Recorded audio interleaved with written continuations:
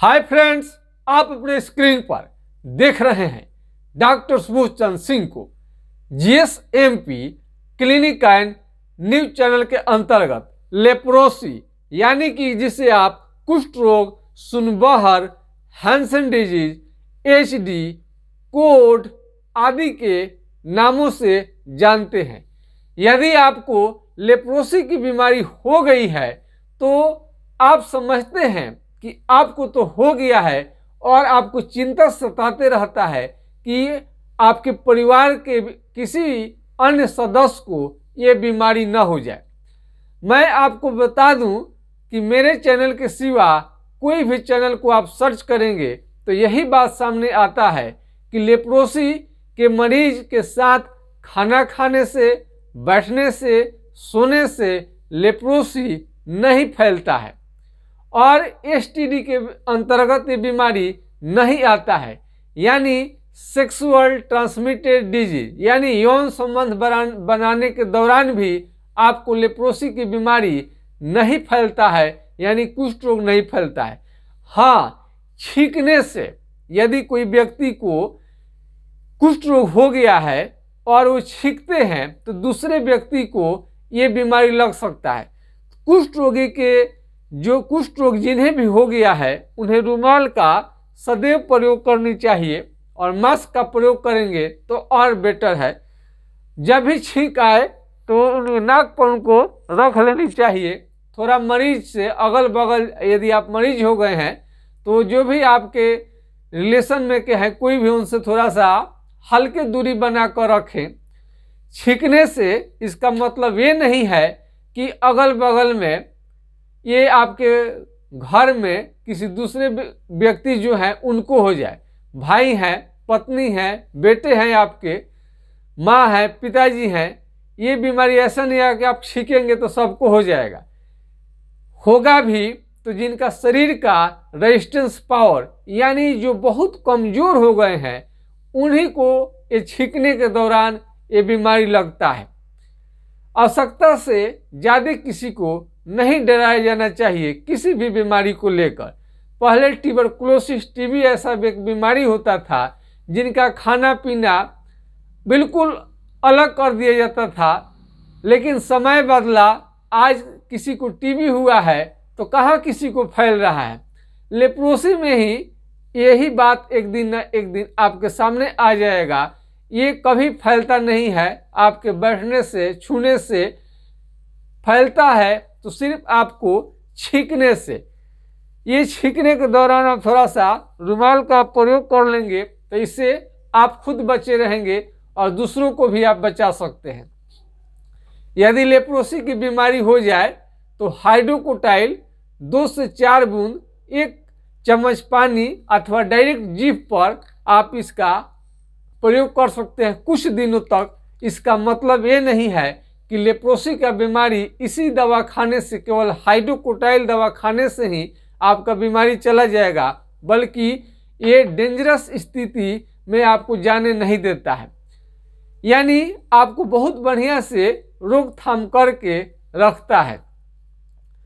Leprosy एक गंभीर बीमारी है जिससे लंबे समय तक दवा लेने के बाद ही आपका कुष्ठ रोग जड़ मूल से ठीक हो जाएगा।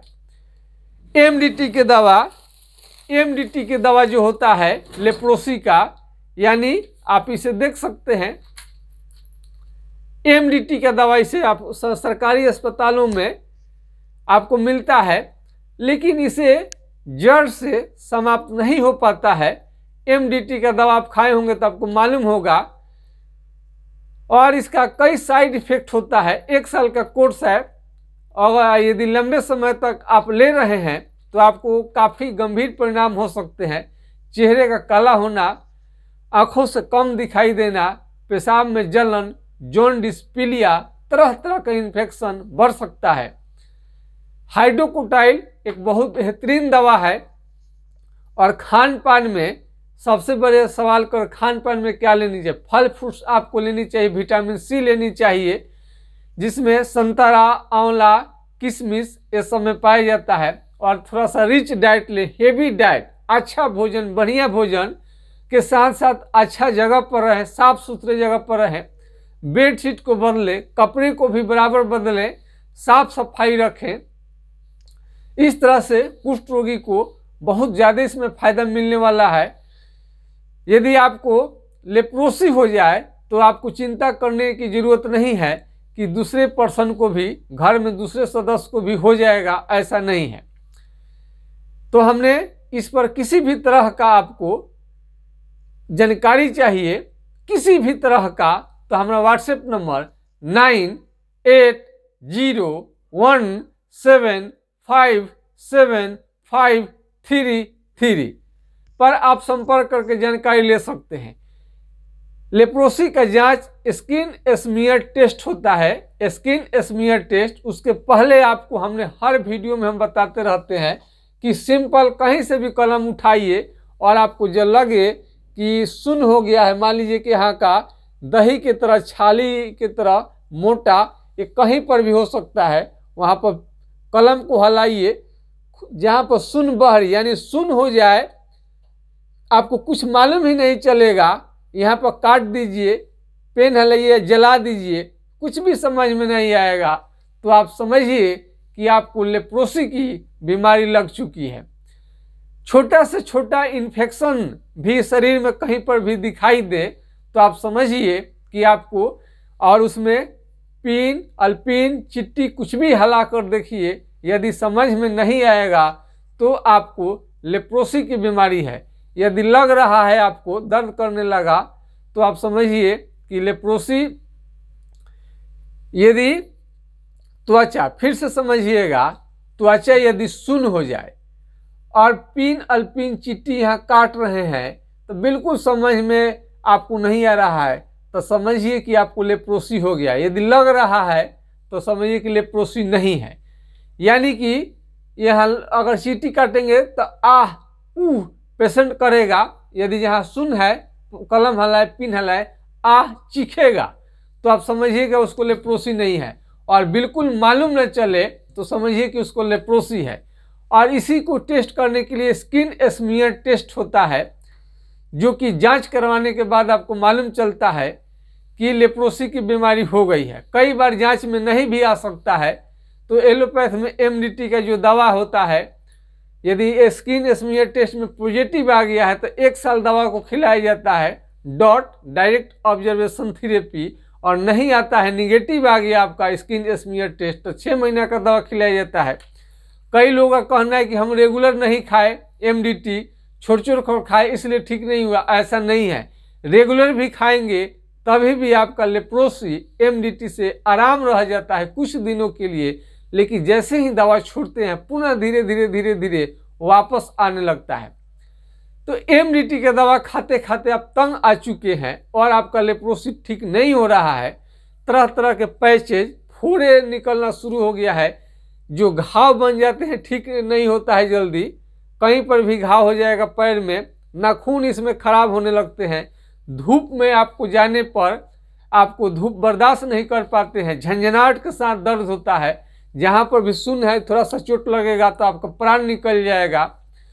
इस सब लक्षण है लेप्रोसी का। और कोई भी आपको लेप्रोसी जैसा लगता है तो आप सलाह ले सकते हैं।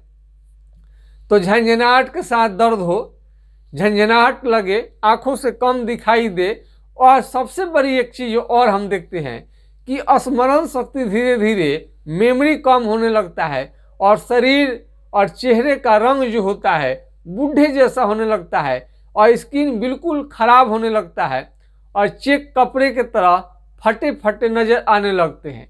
इस तरह से, और कई मरीजों को सूजन हो जाता है, दर्द हो जाता है, और घाव जो होता है ठीक ना हो तो आपको समझनी चाहिए कि लेप्रोसी की बीमारी लग गया है। और यदि पैर का चप्पल स्वतः निकल जाए और आपको मालूम ही नहीं चले कि आपका पैर का चप्पल कहीं पर छूट गया है, तो इस तरह से लेप्रोसी के मरीज को आप समझ सकते हैं। तो लेप्रोसी के मरीज जो होते हैं उन्हें हाइड्रोकोटाइल दवा का सेवन करनी चाहिए, 2 से 4 बूंद दिन में 3 बार कुछ दिनों तक।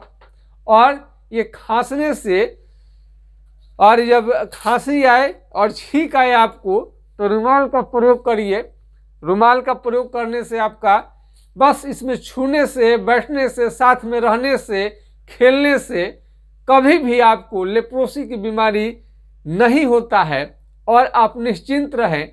एमडी पहले के बनिस्पत इस समय कुष्ठ रोग को काफ़ी रोकथाम कर लिया गया है।